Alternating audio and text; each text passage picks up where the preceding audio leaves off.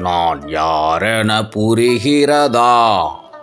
சரித்திரம் படைத்த இவர் யாரென தெரிகிறதா? தமிழ்நாட்டில் உள்ள அனைவருக்கும் மிக மிக வேண்டிய நபர்.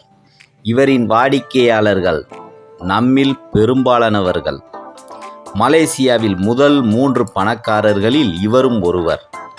தாய்லாந்து அரச குடும்பத்தைச் சேர்ந்தவர்.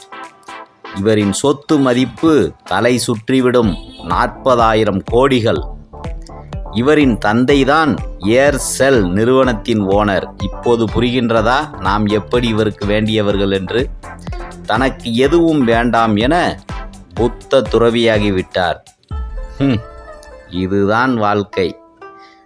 மகாராஜா குடும்பத்தில் பிறந்த புத்தர் தானே துறவியானார். அதே போன்று இவரும் ராஜ குடும்பத்தில் பிறந்து துறவியாகியுள்ளார்.